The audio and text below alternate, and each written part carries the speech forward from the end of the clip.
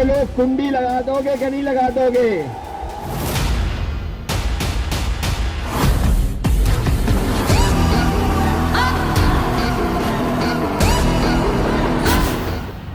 विधानसभा चुनाव में अखिलेश यादव ने राजा भैया के गढ़ में कुंडी लगाने की बात कही थी और अब राजा भैया कौशाम्बी लोकसभा सीट पर समाजवादी पार्टी के लिए कुंडी लगाने की तैयारी में दिखाई दे रहे हैं।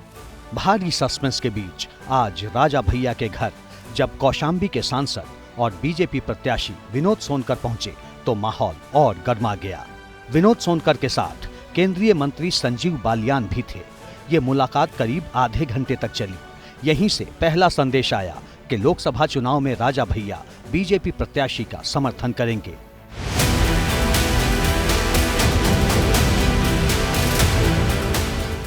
दरअसल कौशाम्बी लोकसभा सीट पर राजा भैया इस वजह से चर्चा में हैं क्योंकि यहां इनका सियासी दखल माना जाता है।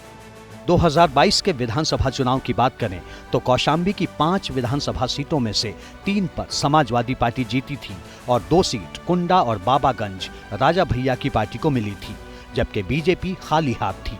वोटों की बात करें तो राजा भैया की पार्टी को इस लोकसभा क्षेत्र में 1,66,000 से ज्यादा वोट मिले थे और यही वजह है कि कौशाम्बी सीट पर बीजेपी राजा भैया से समर्थन चाहती है।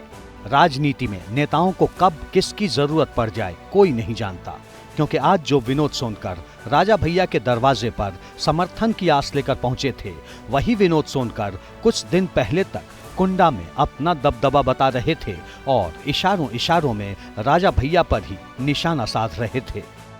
कल जिस प्रकार का जन सैलाब उमड़ा था स्वागत में और जिस प्रकार का नारा दिया था, तीसरी बार 3 लाख पार, यानी 3 लाख से ज़्यादा जिताने का लोगों ने मन बनाया है। तो हम लोग निश्चित रूप से कौशाम्बी लोकसभा के कार्यकर्ताओं के आशीर्वाद से और मतदाता के आशीर्वाद से हैट्रिक लगने जा रही है। ज्यादा पुरानी बात नहीं है जब फरवरी के आखिरी दिनों में राजा भैया यूपी की सियासत में खूब चर्चित थे। वजह था राज्यसभा का चुनाव। राजा भैया के घर अचानक समाजवादी पार्टी के तत्कालीन प्रदेश अध्यक्ष नरेश उत्तम पटेल पहुंचे थे। माना गया कि अखिलेश यादव ने नरेश उत्तम पटेल को अपना दूत बनाकर राजा भैया के घर भेजा। तब राजा भैया ने न सिर्फ नरेश उत्तम पटेल की अगवानी की थी बल्कि साथ बैठकर लंच भी किया और माना गया कि राजा भैया की समाजवादी पार्टी से बात बन गई है। लेकिन कुछ ही घंटों के बाद समाजवादी पार्टी की सारी उम्मीदें टूट गई, क्योंकि राज्यसभा चुनाव में राजा भैया की पार्टी ने बीजेपी का समर्थन कर दिया।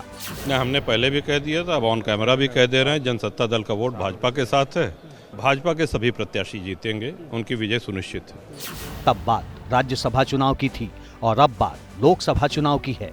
नरेश उत्तम पटेल की मुलाकात में ये बात भी सामने आई थी कि राजा भैया को समाजवादी पार्टी ने कुछ सीटों का ऑफर दिया है, लेकिन तब बात नहीं बनी।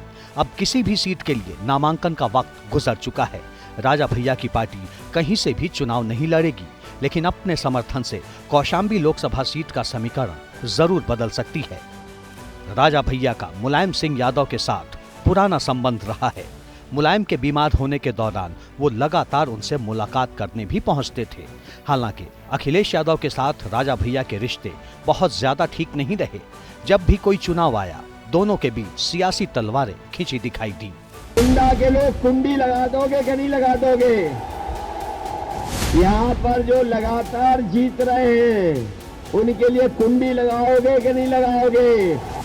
समाजवादी पार्टी और राजा भैया के रिश्ते बिगड़े तो बीजेपी से राजा भैया की नजदीकी बढ़ गई।